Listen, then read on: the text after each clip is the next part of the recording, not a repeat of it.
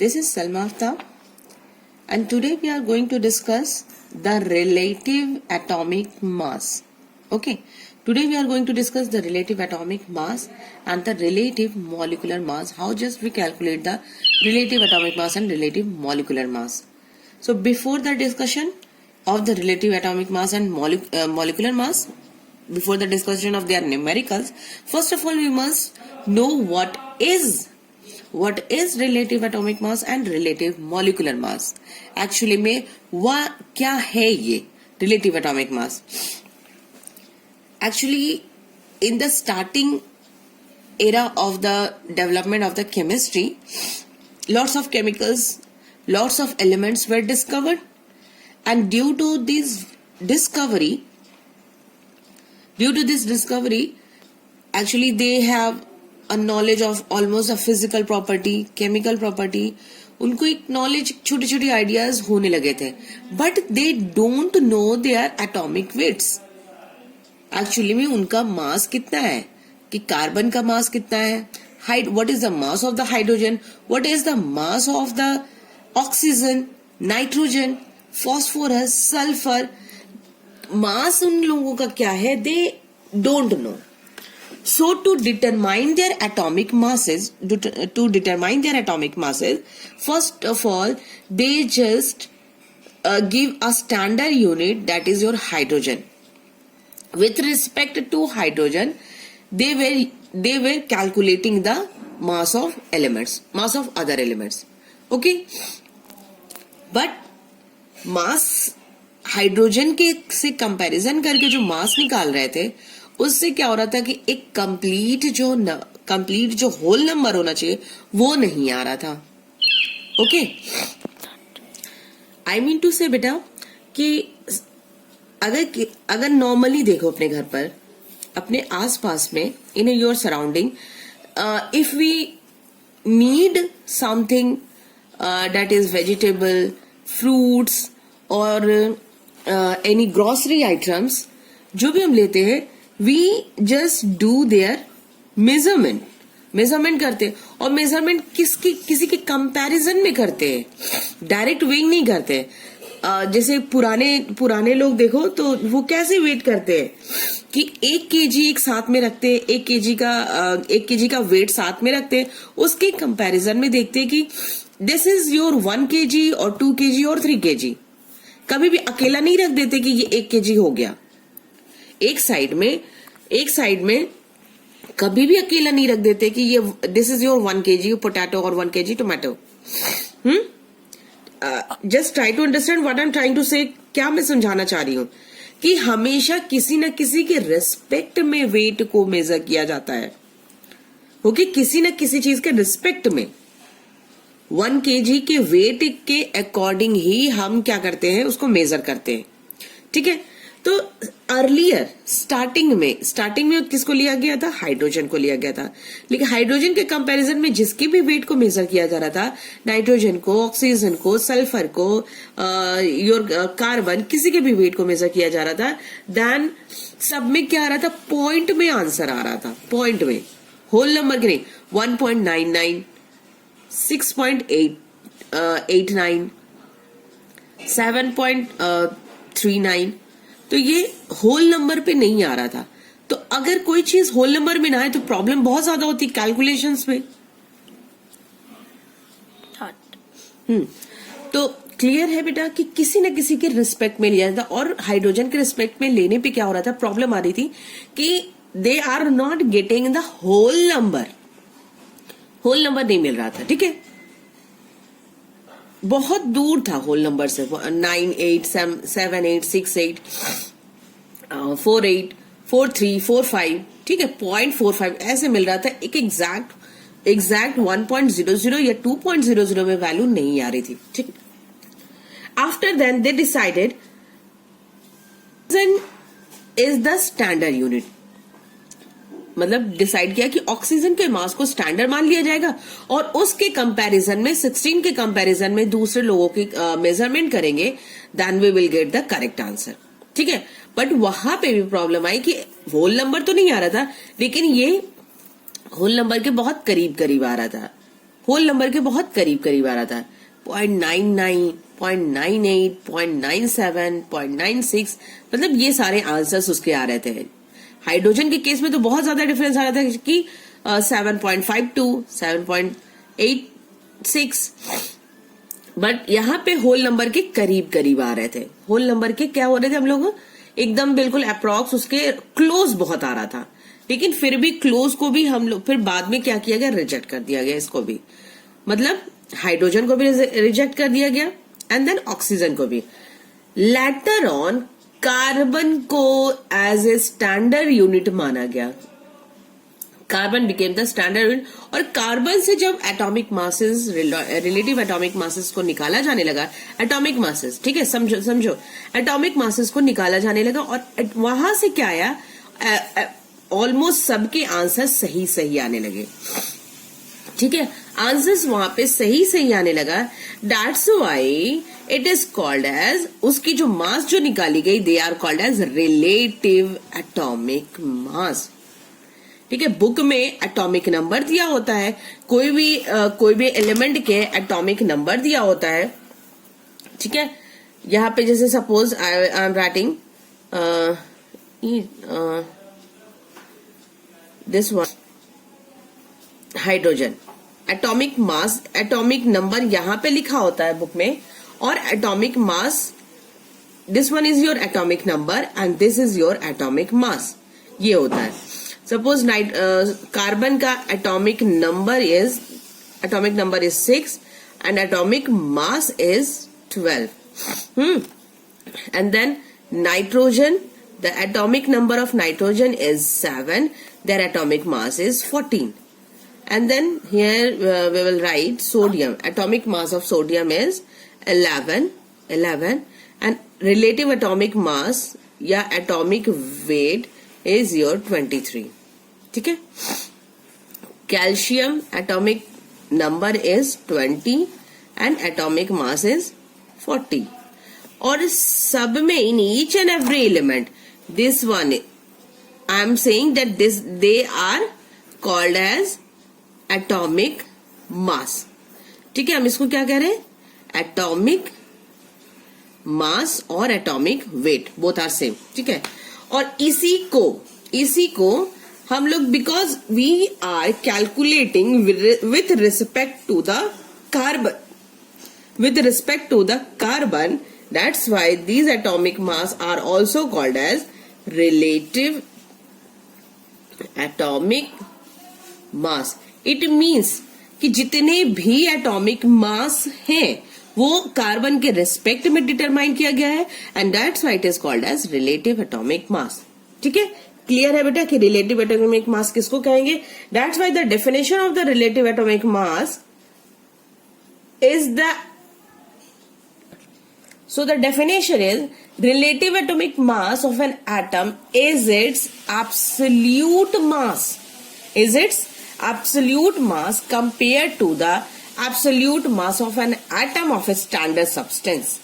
यही है हम लोग का क्या, रिलेटिव एटॉमिक मास, कि रिलेटिव एटॉमिक मास एब्सोल्यूट मास है, ठीक है। रिलेटिव एटॉमिक मास क्या है, एग्जैक्ट मास है when we compare the absolute mass of that standard substance, standard element. Standard element से जब हम कंपेयर करेंगे, स्टैंडर्ड एलिमेंट का मास रखेंगे और उससे जब कंपेयर करेंगे अपने एग्जैक्ट मास का, अपने एब्सोल्यूट मास का, तो जो आंसर आएगा that will be the relative atomic mass, ठीक है। तो I think definition is clear to all of you, to all the students. Now come to the calculation part, which is very important. Calculation part, how just we calculate the relative molecular mass. Okay.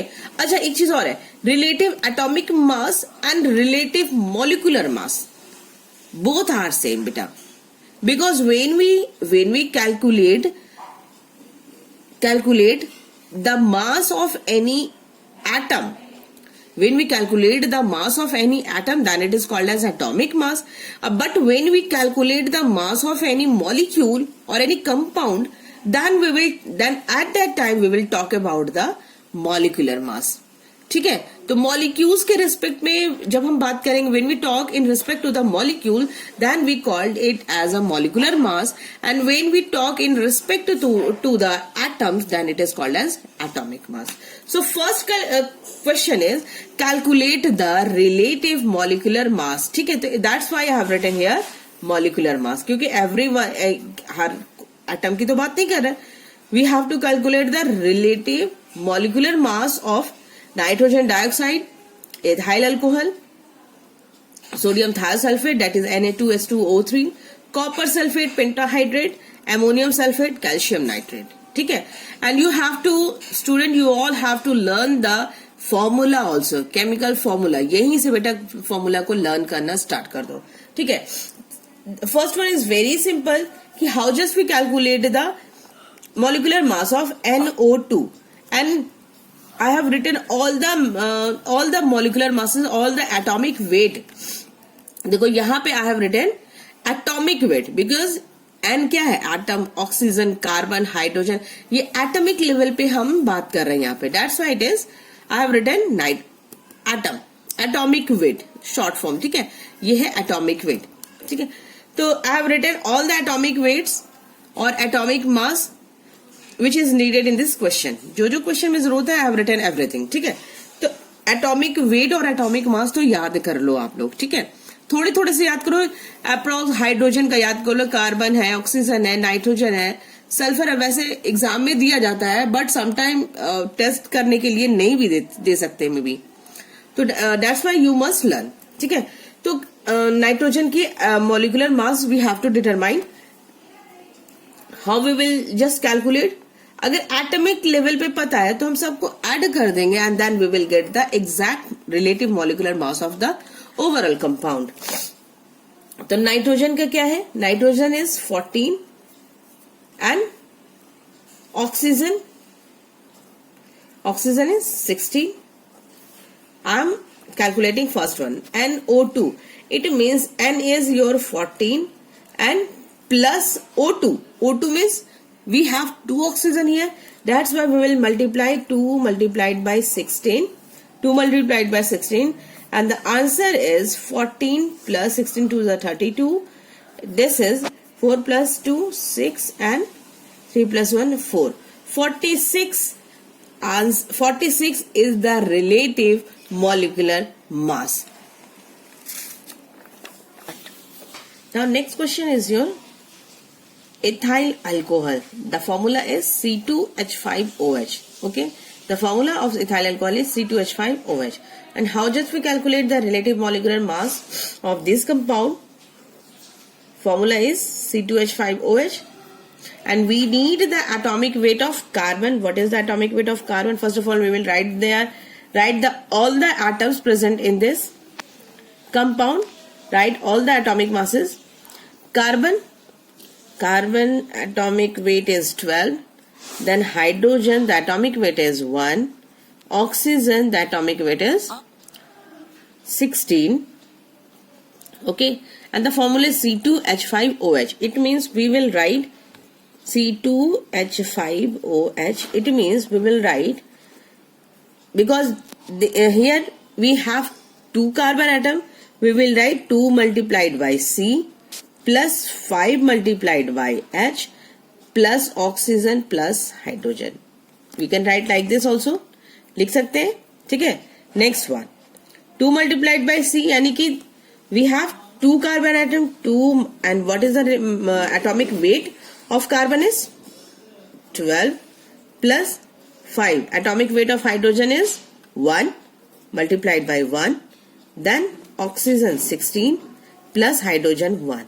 Now 12 to the 24 plus 5 plus 16 plus 1. 5 plus 1 6. 6 6 12 और ये 12 1 22 और ये plus 24. 4 plus 5 6 and 2 to 4 46 atomic mass unit. AMU. The unit of relative molecular mass is atomic mass is AMU, atomic mass unit. Okay, this is the यहाँ पे भी unit क्या हो जाएगी हम लोग की, एटॉमिक मास यूनिट.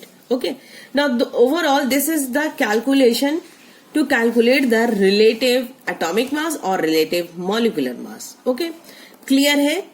नाउ ये होमवर्क कर सकते हो, Na2S2O3 CuSO4 NH4 2SO4 और ये this is your homework.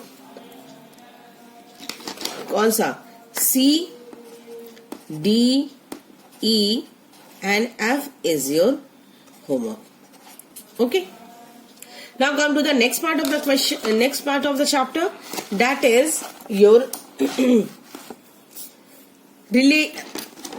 percentage composition. How just we calculate the percentage composition. Percentage composition.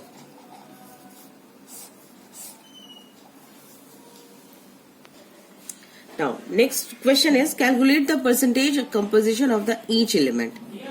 ठीक है, we have to calculate the percentage element, okay, of each element in potassium nitrate. It means we have to calculate the percentage of potassium in potassium nitrate. What is the percentage of nitrogen in overall KNO3 oxygen? मतलब it means we have to determine each an element.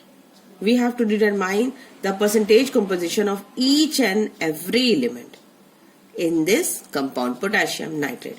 Okay, let us see how just we calculate. KNO3, this is the overall compound potassium nitrate. First of all we will calculate the relative molecular mass of this element. ठीक है, तो potassium की क्या है, K is your 39 plus nitrogen की क्या थी 14, oxygen की डिवाइड बाय 16, तो 39 प्लस 14 यहीं पे लिख लेते हैं. 39 प्लस 14 3 3 1 4 और 53 प्लस 16 3 48 11 5 4 9 1 10 111 एटॉमिक मास यूनिट. ठीक है, इसकी तो हमें निकल गई कि क्या, रिलेटिव मॉलिक्यूलर मास.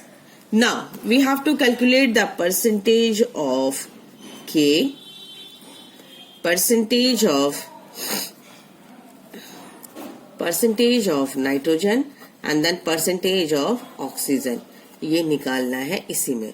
तो percentage of K, it means we have to mass of the K, relative mass of K divided by total mass of compound. Total mass of compound यानी कि कौन सा कंपाउंड है, that is your KNO3 multiplied by 100. यही होगा. तो mass of K यानी कि 39 डिवाइडेड बाई 111 मल्टीप्लाइड बाय 100. जो भी कैलकुलेशन करके आएगा आंसर वही हो जाएगा 3900 डिवाइडेड बाय 111. ठीक है, this is the overall percentage composition of K. और यहाँ पे कोई यूनिट नहीं लगेगी क्योंकि परसेंटेज की कोई यूनिट नहीं होती है. नाइट्रोजन का परसेंटेज ऑफ नाइट्रोजन या percentage composition of nitrogen in the overall compound, that is your KNO3. तो नाइट्रोजन का मास कितना है, that is your mass of nitrogen यहाँ पे लगा देंगे, दैट इज योर 14.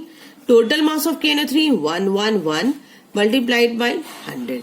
कैलकुलेट करके आंसर निकाल लो, this will be the answer.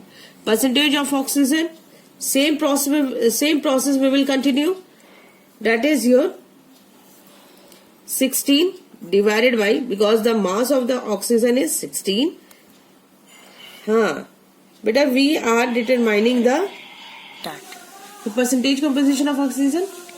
Overall we have 3 oxygen atom, that's why we don't write only 16, we will write 16 multiplied by 3 because we have 3 oxygen here. और उस 3 oxygen का हमें percentage composition निकालना है. तो 3 multiplied by 16 divide by 111 multiplied by 100, 16 से 48 4800 divided by 111. This is the overall calculation of the percentage composition. Okay, कि KNO3 में कैसे हम निकालेंगे percentage of K, percentage of nitrogen and percentage of oxygen. ठीक है, This will be the answer. Now come to the next question. Can you calculate the Ca3PO4 और ये सारी कैलकुलेशन निकाल सकते हो? This is your homework. That is your Ca3. ये पूरा क्यों लिखे? B, C, D, E and F. This is the overall homework. ठीक है, ये आप लोगों का होमवर्क है.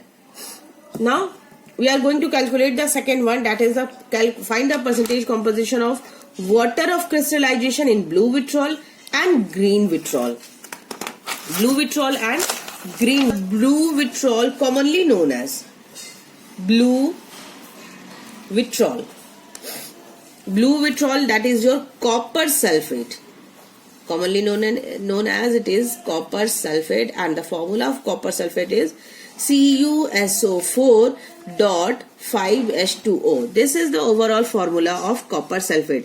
और क्वेश्चन वही कह रहा है कि वाटर की क्रिस्टलाइजेशन की परसेंटेज क्या होगी इन कॉपर सल्फेट, और ये है वाटर ऑफ क्रिस्टलाइजेशन. इसमें 5 मॉलिक्यूल्स ऑफ वाटर अटैच है. That's why it's another name is copper sulfate pentahydrate. Copper sulfate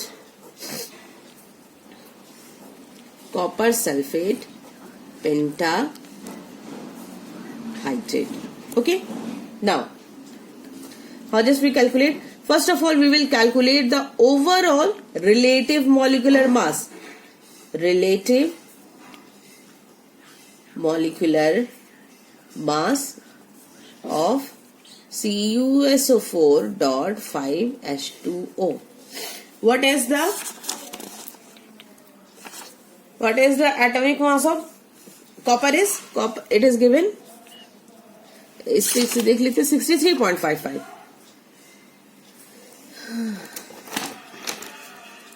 This is the overall formula CuSO4.5H2O.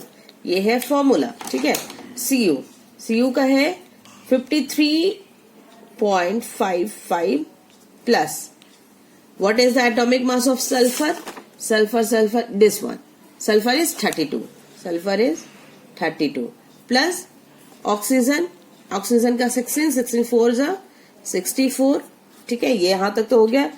अब यहाँ पे आ जाएगा प्लस डॉट को हम कन्वर्ट कर दिए प्लस में 5 मल्टीप्लाइड बाई H2, यानी कि atomic mass of hydrogen is 1 and 1 multiplied by 2 because we have 2 hydrogen atom plus 16. ठीक है, इसकी कैलकुलेशन करो. Overall 4 plus 2 6 plus 3 plus 6 9 53.55 plus 96 5 16 plus 2 18.55 और 6 5 11 9 5 14 115 151.55 plus 8 5 is 45 and 5 or 9 90. Again 0 9 5 14 और you get 240.55 is the it is the AMU. Sorry, ये तो अभी half part of the question complete हुआ है. This is the relative molecular mass of the copper sulphate pentahydrate, and we have to determine the water of crystallisation in CuSO4.5H2O. तो water of crystallisation overall कितना है? 90 molecules. Percentage of crystallisation, तो percentage of crystallisation क्या है कि water, total weight of water के crystal divided by total atomic mass या atomic weight of compound multiplied by 100. तो वाटर का एटॉमिक वेट कितना है? यही तो था 16 plus 2 18 को मल्टीप्लाई कर दिए 5 से. ठीक है, तो ये 90 डिवाइडेड बाय ओवरऑल कितना आया? ओवरऑल 240.55. 240.55 मल्टीप्लाइड बाई 100 और इसी का कैलकुलेशन कर लो तो ये आ जाएगा ओवरऑल आपका आंसर 9 और ये हो जाएगा 501234 डिवाइडेड बाई 24055। इसको कैलकुलेशन कर लेना और जो इसका कैलकुलेट करके आंसर आएगा that will be the percentage composition of crystallisation, यही होगा आंसर। आई थिंक बेटा आप लोग को ये समझ में आ गया होगा कि how just we calculate the percentage composition and how just we calculate the relative atomic mass और relative molecular mass. Online classes को अच्छे से पढ़ो बेटा, ठीक है। I am telling you again and again, ये टाइम अगर निकल गया तो दोबारा आने वाला नहीं है, बहुत ज्यादा प्रॉब्लम हो जाएगी, क्योंकि आप लोग को एग्जाम तो फेस करना ही करना है। You have to face the exam, classes online हो और ऑफलाइन हो, but you have to face your exam. और फ्यूचर आपका खराब होगा अगर नहीं पढ़ोगे, ठीक है। तो try to focus on your syllabus, try to complete within time and don't waste your time. It is the best time to utilise your time. इससे अच्छा मौका कभी जिंदगी में नहीं आएगा कि अपने टाइम को पढ़ाई में दे दो, ठीक है। तो today we will stop our lecture at this point and just stay safe, stay home and goodbye.